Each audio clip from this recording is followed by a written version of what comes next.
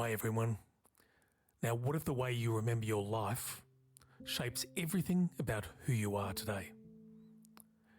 And also, what if you don't remember anything? What if your memory is really bad? Well, today on the podcast we're going to be diving into memory, identity, and the stories that connect us with someone who knows this terrain intimately. Today we're joined by Kerr, an autistic author and journalist from the Sunshine Coast in Queensland, Australia. Kay burst onto the literary scene with her debut young adult novel, Please Don't Hug Me, published in 2020. The book was shortlisted for Book of the Year for Older Children at the Australian Book Industry Awards and named a notable book by the Children's Book Council of Australia. Her second novel, Social Cue, in 2021, continue her exploration of identity, connection, and neurodivergent experiences. Now, more recently, Kay collaborated on Love and Autism, an uplifting celebration of neurodivergent love and the search for belonging, offering a deeper look into the lives of autistic Australians. She also contributed to Someone Like Me, a curated collection of creative non-fiction, memoir, graphic storytelling and more, featuring a distinguished group of autistic, gender-diverse and women writers. Now, and last but not least, coming out at the end of this year, I think it's literally like 30th of December, is her new book, Might Cry Later. Now, this is going to be a heartfelt, hilarious and romantic story about burning out, coming home and finding yourself, no matter how messy and imperfect the process. Now, in this episode, we'll talk about writing, memory, the fluid nature of self, the sensory details that shape our stories, the challenges of recalling the past, and a lot more. So, there's a lot to get into. So how about we get stuck into it straight away? Here's my talk with Kay.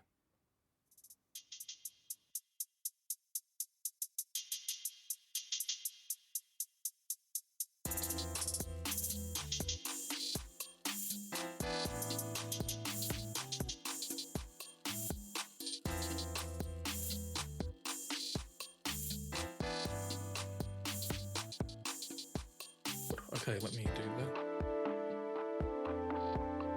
Okay. Great. There you go. Awesome. Now, cool, we got there. Oh my goodness me. That can be so painful. You know, I'm glad that we're sort of post-COVID where I get to work 4 days at home and just communicate with people through these sorts of things. But when it doesn't work, oh man. It's like it's like we were saying before, having a conversation with a neurotypical person. The wires are a bit faulty or something's not right in the settings. Yes, and I'm definitely a little bit out of practice as well, I think, of this and really? having neurotypical conversations. Yeah, the Zoom stuff was a lot more, or like the sort of virtual stuff was a lot more popular around COVID and those times. And then I feel like it's podcast now. I wish there were more virtual events and that kind of thing because I found them so good in terms of having the capacity to attend events and to be able to be engaged a lot more. Well, they're still doing a lot of that. I've been to a bunch of those sorts of things, and I'm finding as well people don't want to travel anywhere either. Yes, yeah, exactly. You know? But with you, so you're a journalist as well as a writer. Like, what's the distinction there? Is it a split up of tasks that you do or jobs? So my background, like my studies, my degree was in journalism. And then from that, I went into working as a journalist, so working at newspapers and online media.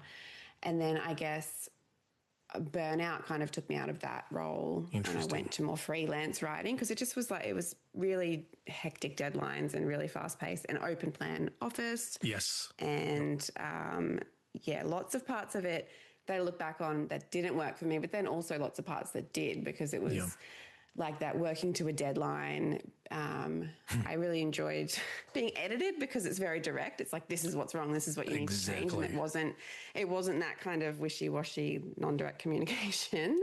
And I also think just like deep diving on a topic and doing research, like if I would get like a budget or like a report or something and I could just like spend however many hours reading that and dissecting it and trying to find where somebody might be trying to hide something, like, you know, council trying to put something through budget and hope nobody notices, that kind of stuff I loved. But ultimately burnt out, went pretty soon after that diagnosis autistic. So that definitely helped me understand that experience, and then went to freelance writing, and then I guess that's more broad. That's not necessarily news or research focused, and then fiction, and it's all kind of, I distinguish because I like to be able to dip back in when I have the time and capacity to be like, I want to research and write about that article, and just to, I guess, explain that I do have that background, even though I'm more sort of in the fiction and freelance world now. Simply writing one a year.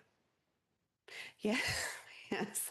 I've never had less time and capacity. I'm homeschooling at the moment and that, but I think it's the ADHD, like having less time, like that, like I feel very protective over my creative and work self. Like I want to be able to still have that exist. And I don't think if I had the restraints on my time and capacity that I would be outputting as much, if that makes sense, which sounds contradictory, but to me it makes sense. It doesn't at all. It doesn't.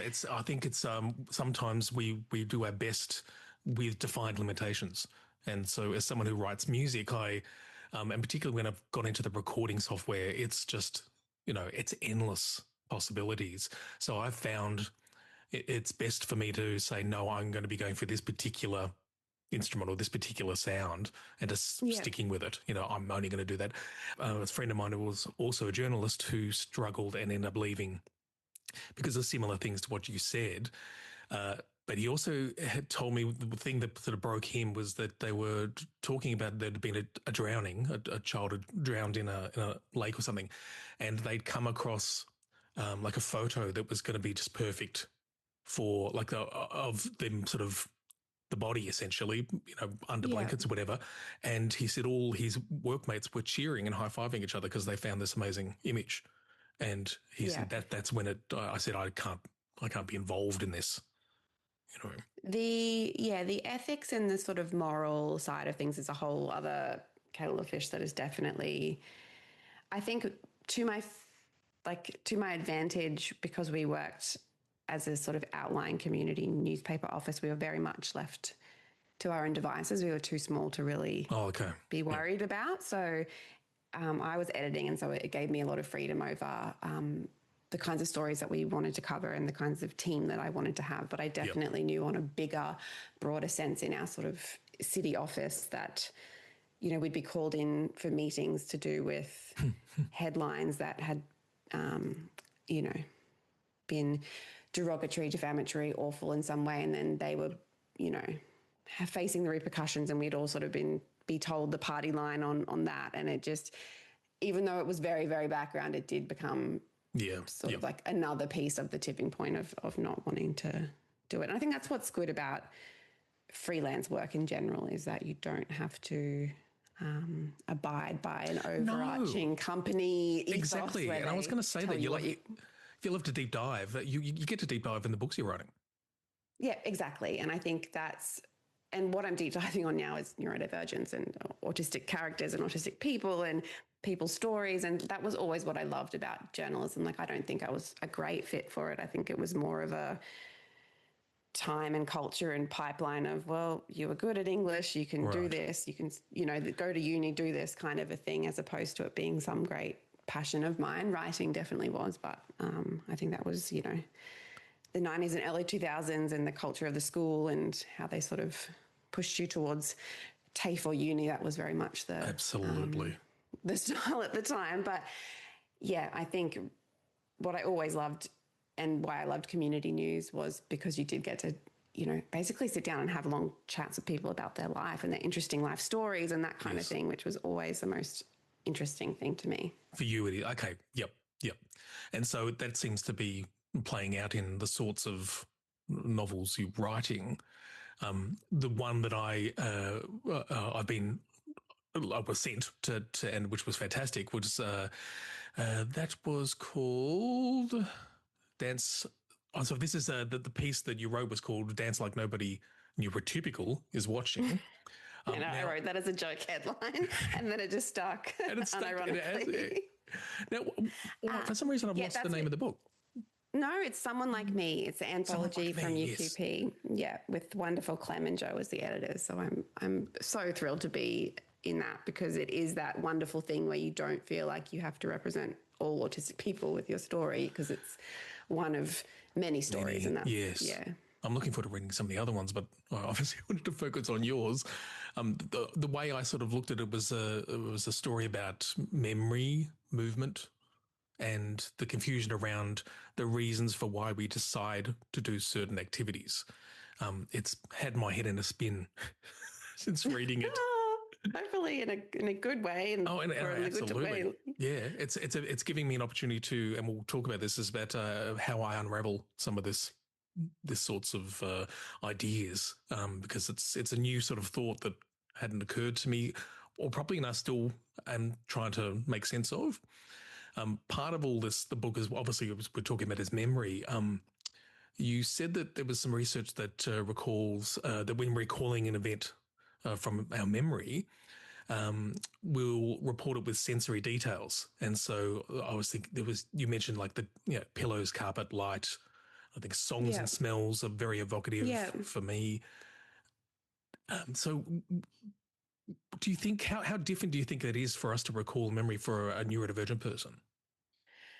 Okay, so I'll try and stay on track because this was just one of those rabbit holes I went down, which was memory, because and then once I started pulling that thread, it's so interesting, and then there's so much research and there's so many different avenues you can go down. So please, if I'm tangenting off in the wrong direction, pull me back. But I think I had always understood that I didn't have a great amount of memories, and at a very basic level, I think I understood, being autistic, I knew that stress can impair your memory. Yes. And so I knew that probably played a part. And then this research, which I feel like is sort of separate but in the same realm, was around self-identity and memory. That was the first piece of research. The second piece was around the sensory stuff. So the sensory stuff, I think, is just like experiencing the world in a more intense way. And so those sensory things sticking with us in our memory more than maybe a non-autistic person, because we're experiencing them more intensely in the first place. But then I don't know. But I feel like I can recall the smell. Like I could think now of like my childhood best friend's house, and I could remember how it smelled, or like just so many random things like that, where I'm like, okay, what am I going to do with that information? And I can't remember the PIN code for my bank card. No. Well, like people's names and things like that. Actually the same with me. When I was looking it up, I was trying to see how sensory details work within writing and so forth. And I thought it was really interesting because I couldn't get my head around whether I do that when I write or not. And so I even wrote a little piece here. Like I'll quickly read to you to see if you could see. Yeah, please. If you think there are things in here that are highlighting the fact that there's sensory things, and I don't know if it does or not. So I wrote it really quickly. It just says, yes, please. I would love that. In Year 12, I was called the beedi guru. Beedis are a type of cigarette, an Indian cigarette, they're sort of wrapped in a leaf. We would sit at the far end of the school football oval. It had a bit of a view of the Dandenongs, high ridges, and only the footballers were sort of close by. It gave us a vast view, particularly of any teachers doing their rounds. The beedies were made of a leaf, so were easily crushed and camouflaged into the grass. I would sit cross-legged and teach any new student the way to inhale the smoke and get the best buzz. Sometimes I would take my guitar and we would sing REM songs. I still have a short recording of this on cassette. So I then tried to go back through this and thought, what have I said here that's sensory? Is things like inhale, crushed? Well, I think it's more that what you remember about that scene is you're not saying, oh, we sat down the back of the oval and smoked these cigarettes. You're talking about like the view of the Dandenong, you're talking about the grass, you're talking about the music, you're talking about the feel of the cigarette. Like it's not so much that you're making this active choice to put into your writing sensory details. It's more that those are the things that you recall. Yes, okay. When you're recalling that scene, I think that's how I would interpret that. And so you think I am doing that? That yes. is very much a sensory. Yeah, it's interesting. Yeah. I mean, that's like a tiny little snapshot, but I think if you expanded on that, I feel like maybe music would be a through line for your writing, I would imagine. Oh my God, yeah. Songs, just to take a wild stab in the dark. All my songs have been very much autobiographical, or I'm trying to do the other things as well. But I wrote a song called Frayed for my daughter when I wanted to explain that she was autistic. Yeah. And so it was using that sort of metaphor of a frayed wire. You know, sometimes it connects, sometimes it doesn't connect, sometimes it makes a little buzz, you know, that kind of thing. And I think that's, definitely the way I write music or write. Yeah. And so I think that sensory detail stuff, like, I'm not like I don't have like autism as a superpower. I'm not autism as a tragedy. I feel quite neutral, and I feel like there are challenges that I have and other people have, and there are strengths and positives. And I feel like that's those sensory experiences and that sensory recall is perhaps a more positive element of memory to do with being autistic, whereas perhaps the self-identity stuff that you mentioned is the trickier part. Maybe, I don't know. Well, it's this sense of self that you bring up as well, talking about autobiographical memory. So long-term memories of, the experiences in our lives and how that impacts our form of a sense of self. That's really true for me. Yes, definitely. And I think it makes sense as well, because if you don't have a self-identity, then like building autobiographical memory, and I feel like they would be reciprocal as well. Like not building the autobiographical memory would be impacting the not building a self-identity as well, I feel. And they sort of hinted at that in the research as well, that all this effort goes into masking, and that isn't anything to do with self. So then I guess there is no self in the story. And that's how I remember so many stories. I almost like I wasn't there. I was observing a scene as opposed to being an active participant in the scene. Yeah, isn't that funny?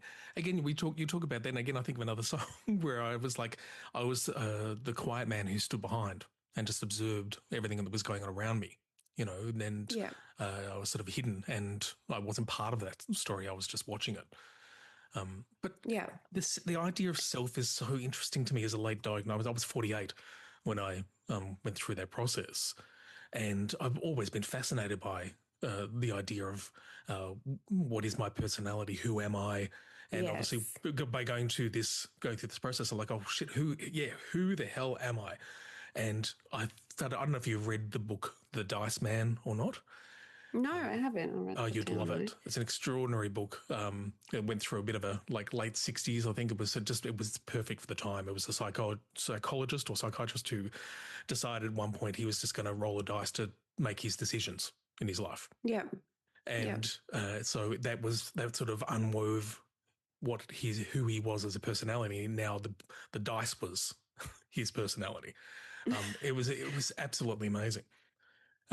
I think, it's been 10 years since I was late diagnosed. I was 27. I feel like that, even though it's technically late diagnosis, I feel very lucky that it was that early, and I've had a lot of time now, I guess, to process it. But a very big chunk of time at the start was like unlearning more than it was learning, like unlearning these things. Like, do I like this? Or did I do that because of X, Y, Z with masking? But I think masking is to me, a term that feels so true and right. But then when I think of unmasking, it almost alludes to like, you just take off the mask and there's the real you. But then there's nothing there if you've put all this time into building the mask. It actually needs to be like a becoming of you, not like a unveiling of you. It needs to be like you're at ground zero now. You need to build up from there based on what you do actually like. It's true, isn't it? Reframing things, allowing yourself to do certain things which you normally sort of maybe not aware that you wanted to do. There's the idea of being I'm trying to think of the way to explain this. I sort of went blank then. Come on, Brian. Stop! Many times we do this, I do these interviews, we both go, I can't remember what I was talking about now. I think that's fair. And that's what's good about neurodivergent conversation, I feel, because there can be interrupting, or there can be tangents, or there can be like lost threads, and that's totally fine. So the masking, so I've reframed masking as being a skill set that I now have. So that's the way I sort of I've thought about that. But I'm still like I've been saying to myself, well, when I am asked what is my essential self, but then part of my experiences, I went into a bit of Eastern religion before, where you're talking about a collective unconscious, and the idea of a self is possibly unimportant because it's pretty fluid, and it must have provided some comfort for my lack of memories as well. I think the fact is, I don't remember a lot of things in my past, and the fact that I'm fluid and my personality, the core things stay. Do you see that? Like the certain core aspects of your personality are there and always will be?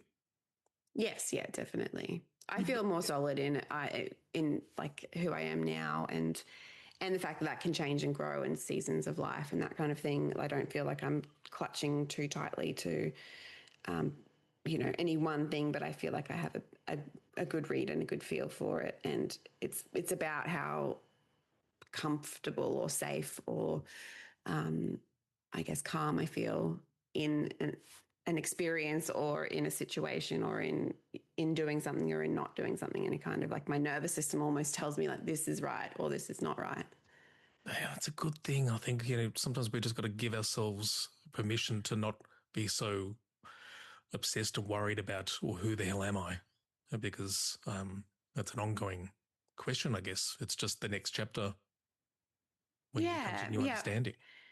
And I think like parenting and then, like I can feel that I've had, and, autism diagnosis, all these different seasons. And a friend of mine framed it that way, and I really like it, just as a sort of a natural flow of things, and just, it also helps with that overwhelm as well of like, okay, this is just the season I'm in at the moment, and it's not always going to be like this. And the balance of all of life's stresses. But I also think like back to memory, I also think I have such a more vivid memory of the hard moments and things that went wrong. And I used to really judge myself for having like a negative perception, was kind of how I thought about it. It was like, you only remember the bad, you're not remembering the good.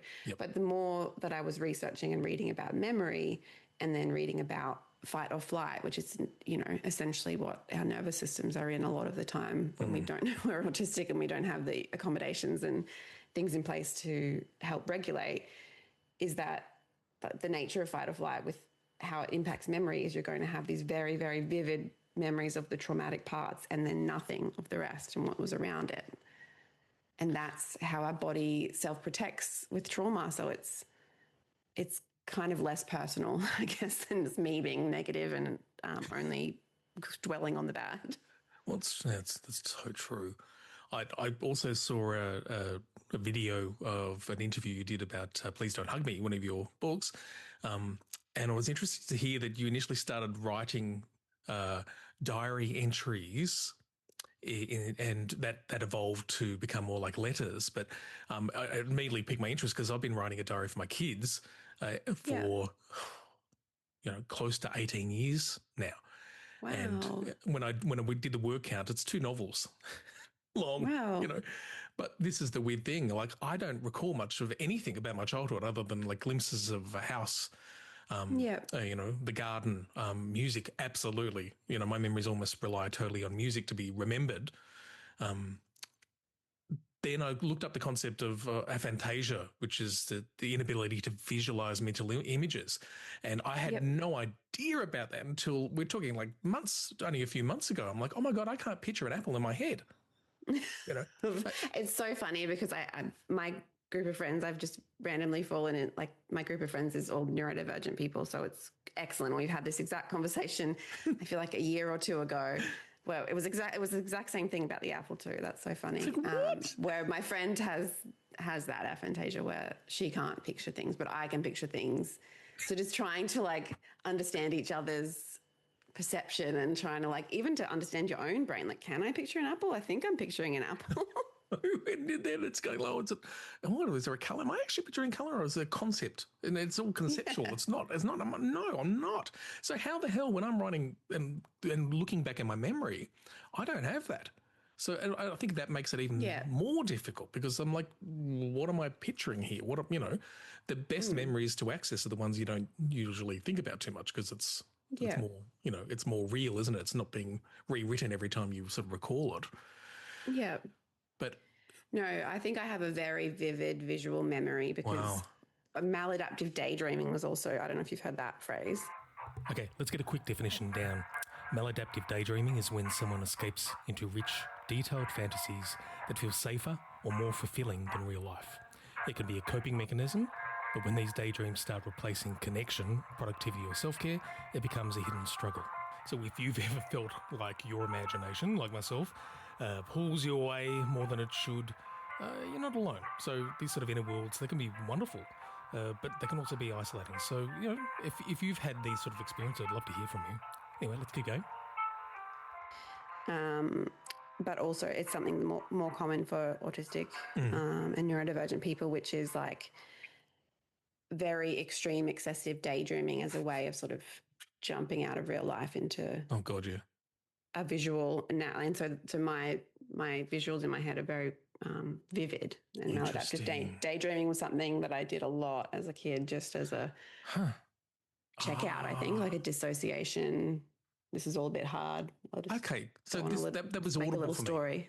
It was sound for me. Sound is what matters to me, and that's why I suppose that the difference is with me, I can picture a song and I can hear the recording. Like if it's someone's song, I can break it down to listen to instruments, and I can build a song in my head, and all these things are like that's really strong for me. Yeah. And so all my so interesting musings were audible arguments or audible conversations, and all that sort of stuff is what I used to muse over rather than that. Oh, it's so weird. Yeah.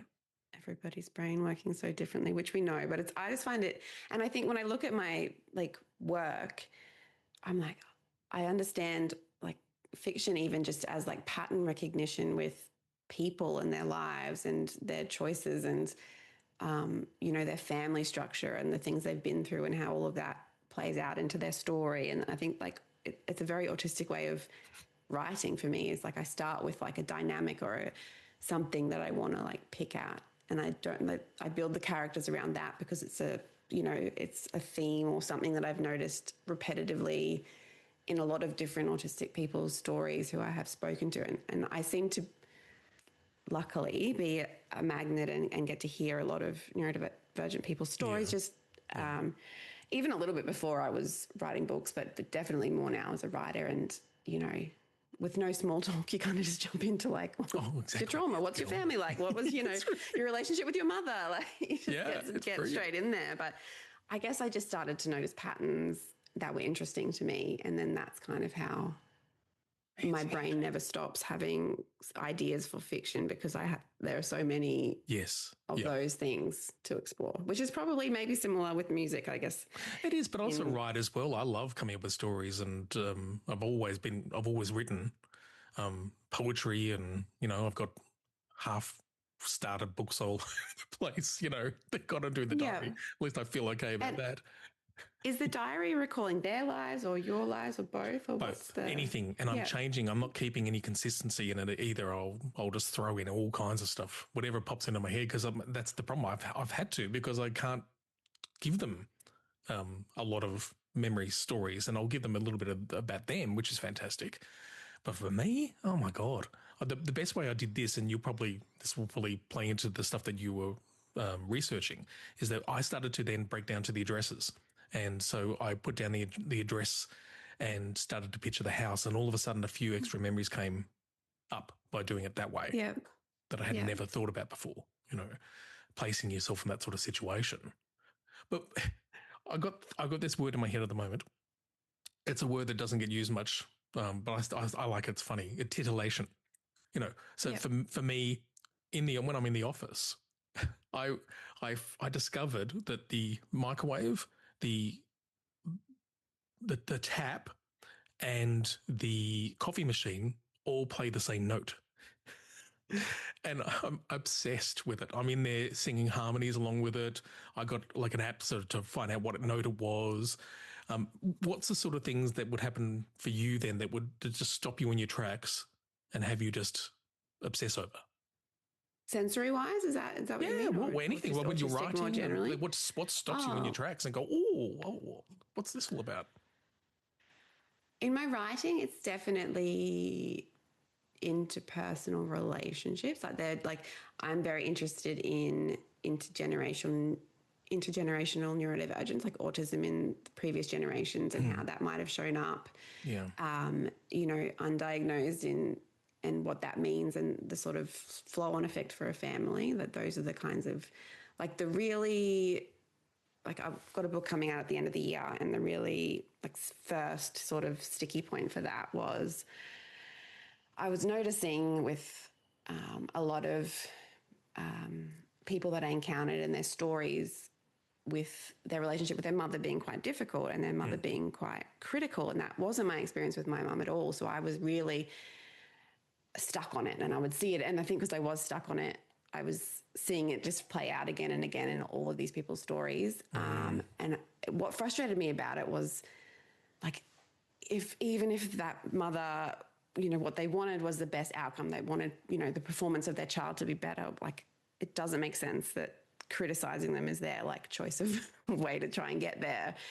And so then I guess I had an experience with my daughter and something she was going through, and it triggered in me this really heightened response of I've experienced something like that, like a traumatic, like a trigger. I experienced something like that. I know I can give her the exact right way to act, to not have to experience the trauma of what I went through. But it made me really nitpicky, and how it was coming out was I was criticizing her. Well, not that I was, but I was trying to be if you just do this and this and this, you won't experience the trauma that I experienced as a kid. This and then I kind of went, though. This is the difference. Okay, it's because for our kids, they don't have to go through a lot of this stuff that we have to. They can be a little bit more out in their behaviors and things like that. It was a total me thing. Yeah, it was a total moment where I went, oh, I need. Do you get jealous sometimes? No, I wish that I was a more regulated version of myself all the time. I wish that my base wiring wasn't to flip back into dysregulation. I wish I had more regulation built into me, I had more tools earlier on. But I think I got really stuck in that. I don't know about you when you first got your diagnosis, but I got really stuck in that, if only, and I wish I hadn't, and I should have done this, and with my story and with countless experiences, and kind of reliving them and experiencing the feelings of them. Whereas now with 10 plus years, I just feel more at peace with it all, and more I'm really lucky and privileged and happy in the life that I live now. So I kind of am of the view of well, if I didn't experience those things, where I would be now would be different, and I'm happy with where I am now. So I feel quite neutral, I guess. And you sound like you're not willing to put up with all the bullshit anymore, and all the manipulation and the relationships that just just do not give you anything. Yeah, I just feel like they naturally fall away. For a long time, I would cling to those, the friendships where you'd never quite feel like you're on solid ground, or you're doing more of the work, or those kinds of things, the ones that make you feel like any kind of relationship, I guess, where you feel like you're always kind of trying to catch up or trying to fix, or being I don't know, are they mad at me? Did I do something wrong? Whatever. And they always ended up not working anyway. So I think I kind of sped up to the point now where I'm I'm going to put my energy into the relationships where the people want to understand me. Yeah, neurotypical exactly. or autistic. I have great people in my life, and so that's I still upset my friends. Yeah, and then but the thing is, you can say sorry, that's not what I meant, or they can say, hey, that sounded wrong, or whatever, and then you can just have that direct communication, as opposed to it all being this weird undercurrent that nobody talks about. I did an event earlier this year called Neurospicy. And it was bringing together services in the local community with neurodivergent people, and I did a sort of live podcast sort of thing, But with my friends, I essentially said to them, don't come. But I meant it. I meant it in that, like, well, one, we want people who need this to get the seats. Yep. You know what I mean? And you don't have to sit through it just because you're my friend. But the way I worded it was basically, don't come. And so, when I finally figured it out, and I called my mate up, and I'm like, did I basically tell you you're not coming? And he said yes. And I was very offended. I'm like, I didn't mean it. Then you have to excuse and explain yourself. Yeah. I think that the relationships that I value are the ones where there's room to explain what you meant, and also the people that take you at what you say, as opposed to people who find hidden bad and intent underneath words that things that you haven't even said. Exactly. I think that's been You're coming from this bad place, and I would just be like, sorry, but I don't live in that world. I don't live in that mind frame where I want to be mean to anybody. I can't even imagine someone who does that. And also, it's like, if I meant that, I would have said that, but I said what I said because that's what I meant.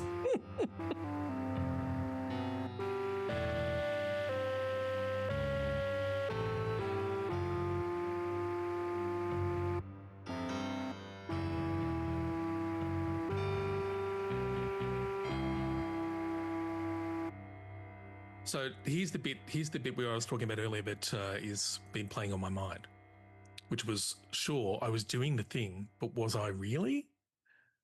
And you wrote that when you were doing your sort of dance classes, it felt like a punishment I had willingly signed up for, and I could never recall why I had. It speaks to me, but I'm struggling to put together in my head. Like I once set up a big humanist meetup group to meet up with other humanists. I don't feel the need to, gather around people. I don't need that. Yeah. I joined school boards. Why? I don't like the experience, but why did I do it? So that's why I've been thinking so much about this concept. Why? Why did you do what you did? I think we're taught so much by neurotypical people of this idea of like fake it till you make it. Like you're going to eventually hit a point where it doesn't feel so uncomfortable and so terrifying, and so like you're going to finally hit this point where it's going to feel comfortable. And anything where I have gone into it feeling like that, the end result, like the last day, feels as terrifying as the first. It doesn't get to that point of making it. And I think maybe because for some people it does. Like there are certain elements definitely where once you've done it before, it takes the unknown out of it. But when it's something like performance or social or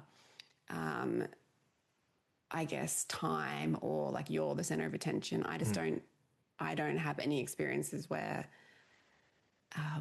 I did it enough times for it to feel wholly comfortable. There's always a cost. Like there's always like, the day of recovery or the sleepless night before or whatever. It just, of course, that's just it. It's a comforting thing to me because I've always struggled with performing, my songs and that sort of stuff. I've always struggled with that and thinking that, eventually I'll get used to it. But maybe that's not the case, I think maybe it's just the cost of doing the creative thing, because there are so many autistic and more broadly neurodivergent people in creative arts. Yes. And I'm very glad that I have chosen one that is not performance-based, but there are lots of people in like music or acting and that kind of thing. And I think terrifying, I couldn't do it. But also maybe like it's the cost of doing the art that you love, and maybe just building in more acceptance of that, even because I think the fighting it and the like fighting yourself, like I do it when I have to even like speak on a panel or something like that, where I'm like, this shouldn't be so hard. You've done it this many times. I think accepting that it feels how it feels. It is what it is. Oh, no, I totally see that.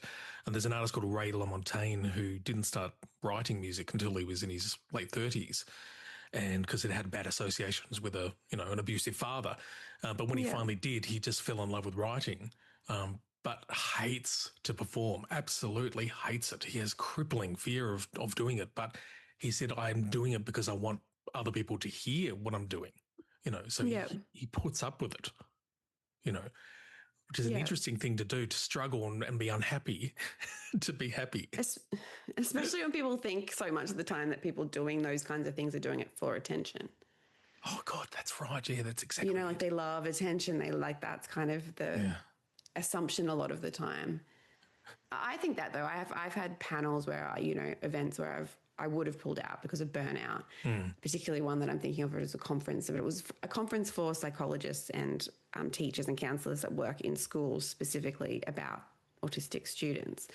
And the value of speaking about my lived experience felt more important than any sort of embarrassment I was feeling about showing up in this burnt out, not able to mask state, where otherwise I would have cancelled and not done it. But I felt like, well, they can see the reality of this adult in burnout because they're going to be seeing the reality of these kids in burnout. So I'll be embarrassed and feel terrible, but that will be the price that I'll pay, and that's okay. If you do something that you do want to do it, you want to attend a conference or you want to speak about this particular topic and you go and do it, when someone asks you later on, how did you feel? How did it go? Did you enjoy it?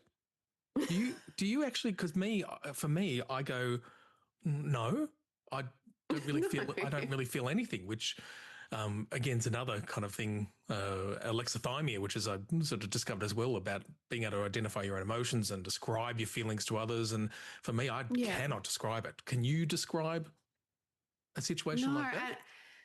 I think I would usually say something like "it went," or like some version of like "it is over now," and that is good. I think delayed emotional processing is big for me as well. So if it's something that felt, even if it's something that felt good, like if I go to a literary, like a panel that I did, I can think of where the other authors were incredible and they were really engaged and the conversation went really well. I still feel like it went and it's over and I'm happy. And then maybe like days or weeks down the track, I might feel the good feelings of that. Like, hey, that went really well. And I felt really like in community and in flow and like positive, but that won't feel any, like that won't, those feelings won't feel like that at the time any more than the bad. You know what I mean? Like it's always delayed. You should feel proud. You should feel proud. What is that? You should feel joy. What the hell is joy? I may have experienced it when I went to New Zealand and got to go to, Hobbiton. Yes. Exactly. Joy is like being at the beach or being in the forest or being in the garden or something. Yeah. And it's not an extreme. Joy to me is the middle. Is that the comforting middle. But I find the middle is the harder point to get to as an autistic person, that's calm regulated as opposed to the heightened or the lowered. Like I feel like for other people, maybe the middle's more easily accessible. So for me, it feels as exciting to be there as maybe the high does for other people. Yeah, absolutely. Pre-medication for me, it was 1,000 tiny anxieties.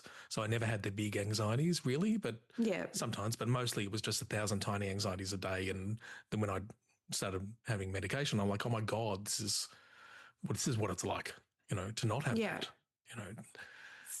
It's funny because like, you're ADHD as well as I'm ADHD. Yeah. Yep.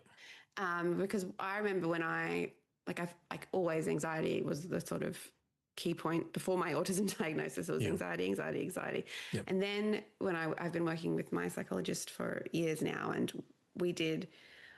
around the time, school wasn't working out and we were transitioning to homeschool and trying to get NDIS and trying to get like just so much paperwork, so much going on.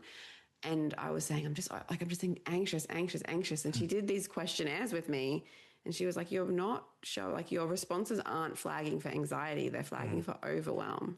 Like it's a different thing. And I didn't even know that those were different until she told me based on these questionnaires that what I was feeling was overwhelm and I was just constantly in overwhelm. And so now I have more of an understanding of what I struggle with is overwhelm. What do you do then? So what do you do when you're overwhelmed? Well, just like medication, ADHD medication is really helpful for that. And then exercise, sleep, eating regularly, drinking water, doing those sort of, whether or not I feel like them, doing them in a more, it's, 10 a.m., like on a scheduling those kinds of things that I need because my body's not going to give me the cue that I'm hungry or thirsty or need exercise or whatever. So I think it's just building structure around the things that help me regulate, and sleep's a big one as well. Yeah. Oh, absolutely. Now, I don't want to miss this, but was I really concept as well? Because we were talking about it before, and another thing you wrote was my aspirations to be considered part of a collective rather than distinctive in my differences meant I loved dance class too. Did I though? So do you think this first part of your sentence with the aspirations to be considered part of a collective is something it was an expectation, like a neurotypical expectation? Oh, I'm supposed to feel like Definitely, it's but good. also an internalized one, like a fitting in was so Fitting in, important to yeah. me. And I think that was prioritized over any sense of comfort or like interest of what I was into. Like I would have foregone any level of anything to do with my own comfort or what I liked if it meant fitting in. And you broke down through that sort of writing process what it was that you enjoyed about the dance class, right? Yeah. I just found it an interesting through line of my life of dance and how I related to it and what parts of it were good, which were like the rhythm and the movement and the freedom and the sort of stimming nature of it. Yeah. And then when it morphed into that, I guess, masking and conformity, which at the time felt good. It felt like safety. I can learn this. I can like somebody spelling it out for me. I can master it and put all my energy into figuring it out. And then I guess that, yeah, it was safety at the time, and I Yeah. understand the value of it. But I also don't think at the core that I enjoyed it in that form. Yep. Really, if I had actually been thinking about what I enjoyed. Oh, it's such a great. That's why I suppose I'm obsessed with this idea at the moment because I think it is so unbelievably useful for a neurodivergent person to look at a situation like the humanist meetup I did, and actually start to ask why exactly did you want to do it and what aspects did you enjoy, and if you can break that down, then it's not about a humanist meetup. It's at all. It's other things. You want to be able to discuss your favorite topic with somebody, that kind of Yeah. thing, which we sometimes don't do. And that's why I love this story is that you're breaking down this idea of we can go beyond this sort of surface level of why we're doing something and try and get past that haze of confusion and find out what is the things that I like to do. What's the things that does make me feel good in this situation, and then use it in other situations. Yeah, absolutely. And I think like our nervous systems really do tell us in a situation whether we're feeling safe and like we're enjoying it or whether we're not. Yeah, but I've because I was 48, I've just accepted discomfort. Yes, To the point discomfort. that Yeah, where absolutely. it's very difficult Yeah. for me to isolate that and be aware of that because I'm just used to putting up with it. Yeah, and I think that's the case for so many late diagnosed people. And I think the like unpacking it intellectually is a way of understanding it if you're not connected to the feeling of it, I guess. So Yeah. that makes sense. Yeah. You enjoyed with the movement side of things. Uh, again, I'm music obsessed and always have been, and I only recently become aware of the movements I make when I'm immersed in listening to music on my own.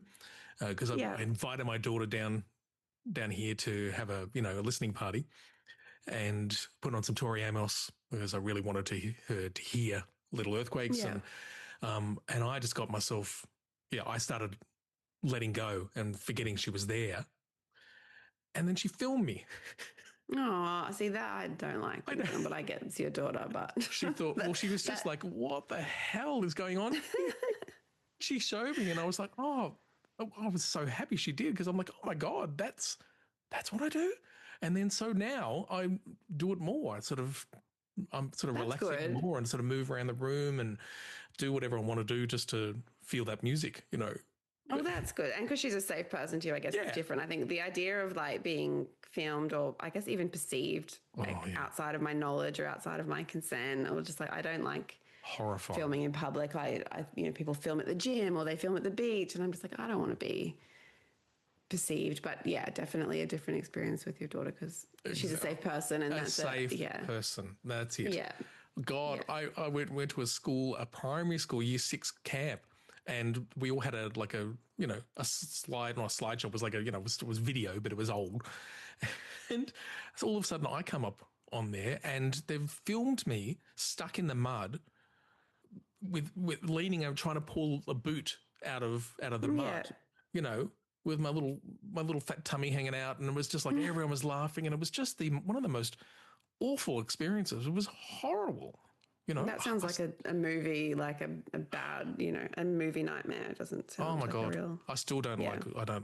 I try to ignore when I think that's part of my body dysmorphia as well. It's just I don't Yeah. like to look at myself. I don't like to, and I try to just put up a wall and ignore all that, you know. Well, that was another piece of the memory stuff, which we were talking about before. It was autistic people, according to the research, don't self-monitor in the same way No. as a neurotypical person. So they're not as aware of themselves and what their body's doing or their face or like how they are.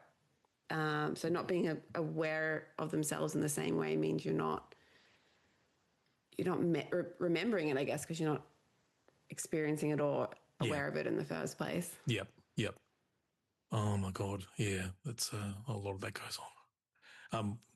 Given I mentioned the dysmorphia, there's like I sometimes feel as I'm learning all this sort of stuff, I should on my shelf above me, I should have it's like a version of a trophy room with all the orpheas or disorders, just have them sit there in like some sort of statue form, and just show everyone my wonderful collection.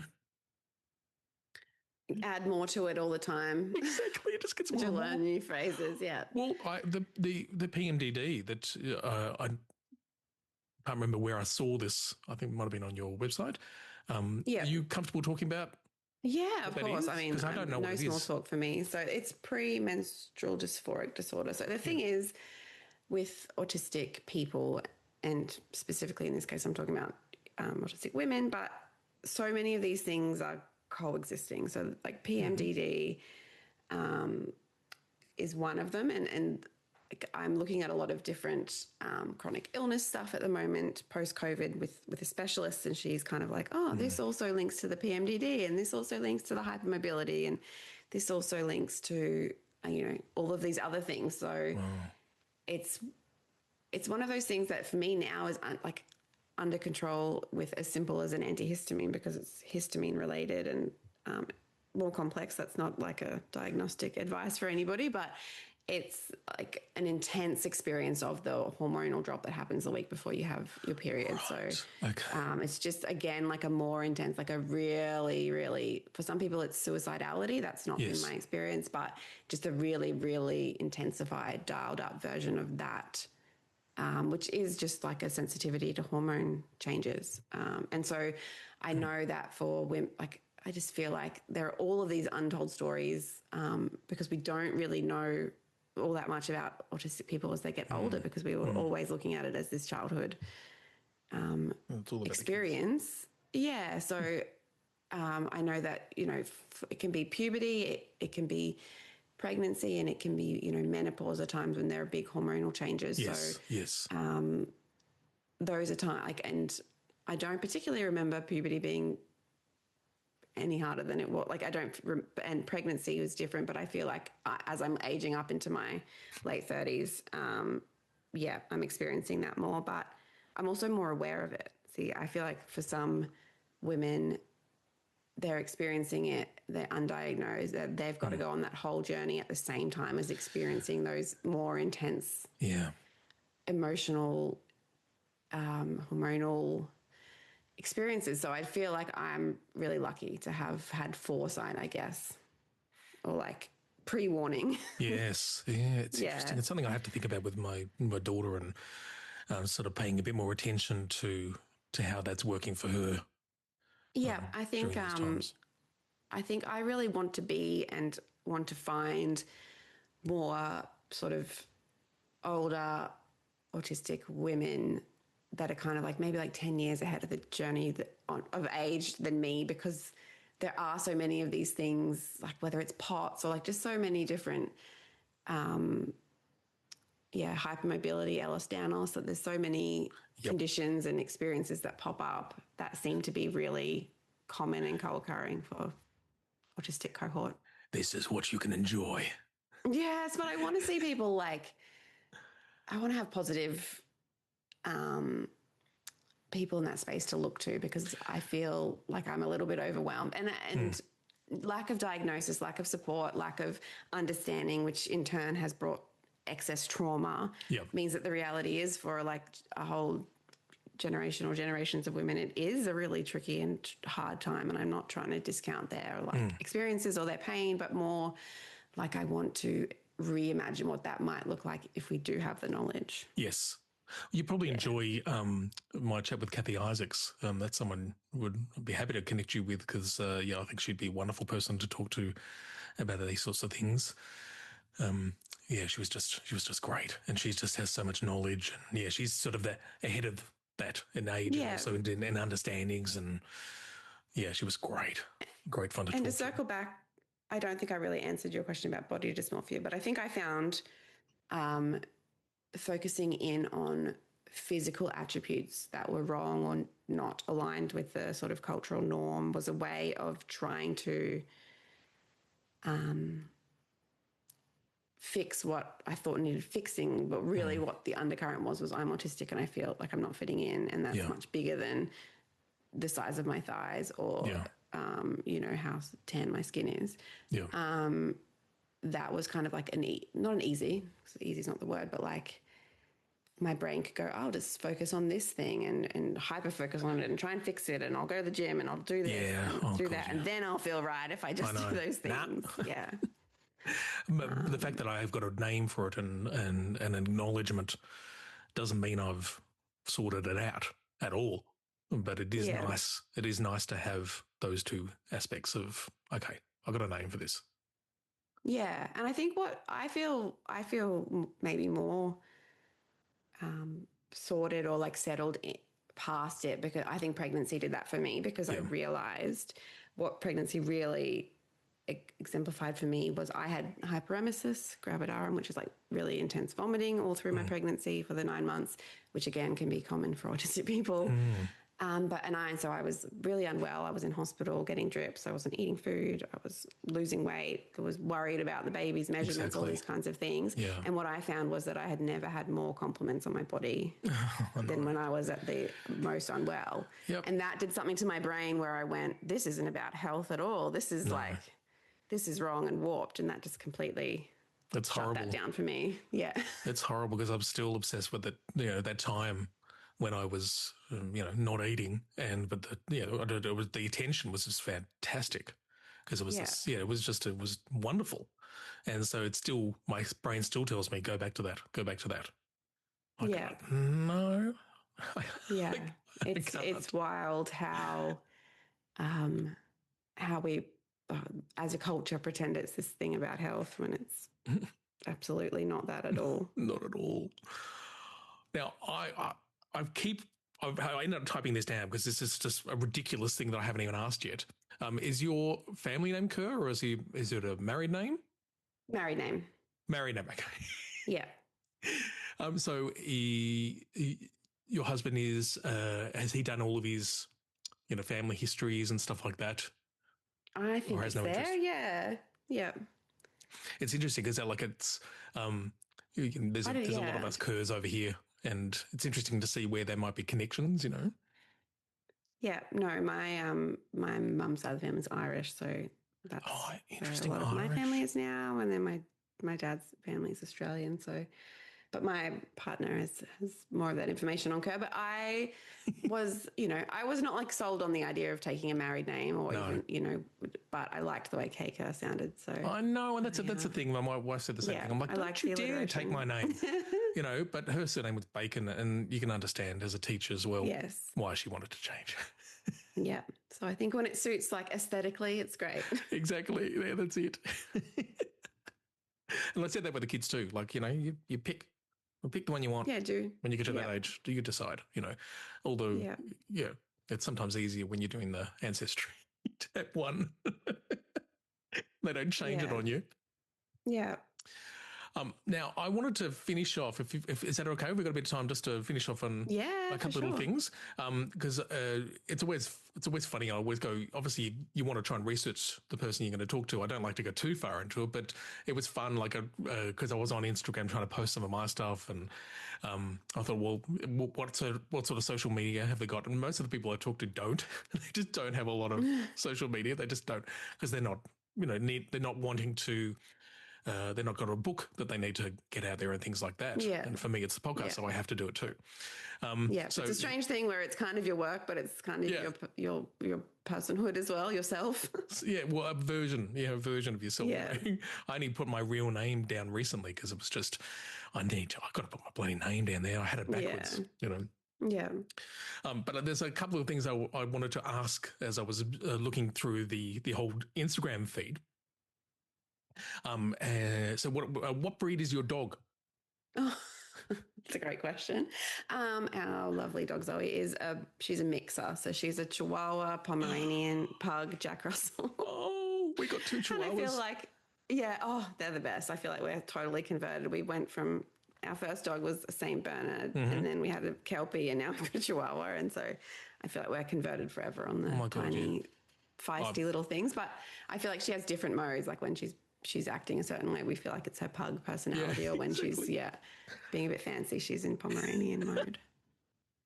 Well, I've had Chihuahuas since I was a kid, and so I just adore them. And I've had like gigantic Alsatians and things like that. But no, for me, it's all about the Chihuahua because they're everything. They're just everything. And they're just such a good companion dog. We got our dog when my daughter was really struggling with school before we transitioned to homeschooling, and the amount of difference that it made in all of our well-being was just like, it couldn't have been the better choice for us at the time. We're obsessed. We've got 3 dogs, fish.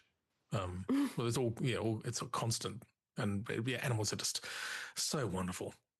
Now, what else is wonderful is raised veggie gardens. Is that did you have raised veggie gardens? Was it your? We do, yeah. We're very lucky to have a beautiful garden, and my partner is more of the green thumb. I'm more of the appreciator of the garden, and then I think my inconsistency doesn't lend itself. Like I can be all in, and it's like all I'll do for a month or two, and then I'll have a book deadline, and I won't even go in the backyard for a month, and everything dies. So, and it's hard with veggies. It really is. I'm the same. I've sort of given up a bit. During COVID, I became pallet man and just wandered around the streets, finding pallets that I could use to build things. Amazing. And so I made some raised veggie gardens, but it's too inconsistent. So I'm just putting things in there to stay there, and they just grow themselves. And things that self. So we also got a wildlife camera last year so that we could spy on, because we would find peels of mandarins or weird things in the garden that were unexplained, and so we got a wildlife cam, and that's been truly one of the joys of my life. It's so nice though. I feel like it's one of my favorite things is spying, but it's bird watching. They say that you hit a certain age and then you're suddenly interested in bird watching. That's right. Or you get to admit. Yeah. Now, related to one of your other books, Love and Autism, we have both interviewed Michael Theo. Oh, that's lovely. He's been on. I've listened to some of your podcasts, not all of it though, so I'll have to go back and listen to the Michael episode. He's lovely. I got to act with him. We did a scene on your podcast. Yeah. Oh, what's the cop? Lovely. What's the cop drama? He's totally the American cop show. Brooklyn Nine-Nine. Brooklyn Nine-Nine. Yeah, we did a scene from that. Amazing. So I feel like I played part in him getting to where he is now. He's doing great, and it's lovely. Wonderful. I love Michael it's lovely so to much. See.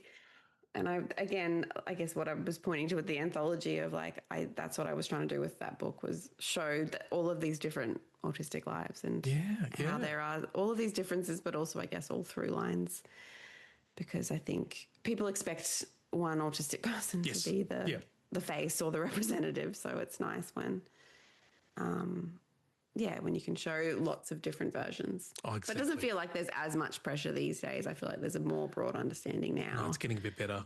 But hey, what a great face for autism to have Michael. He's just wonderful, He's living his dream, which is awesome. It's so good. Great series too. Great series. Well, now, what else did I find? Horses. I found horses. Do you do equine therapy? Is that why there was a We horse? do. Okay, Yes. we do too. Yeah. I was a horse girl growing up. too. Like Me too. I did lots of horse riding and horse pony club and that kind of thing. Yep. I think my parents were trying to find like a hobby extracurricular / sport that I was into, and horse riding was excellent because you could do it solo essentially, even though the other people in the classes, you and your horse were doing your own thing. So And the connection, you know, I love I don't know about yours, but the therapy we do. And again, Maggie, I talked to her on the actual event I did and also on one of the podcasts. And she's just wonderful. But we don't ride the horses. We just we just spend time with them, you know. And I read when I was young, when I was a teenager, I rode a lot because I used to go to this camp and I adore it. I adore horses.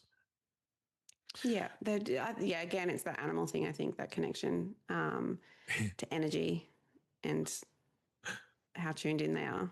That's so wonderful. Now I had one more down. I got to tell you that we're not going to talk about it because we're really out of time. And that is, I just had written down here amongst them Free Palestine. Yes.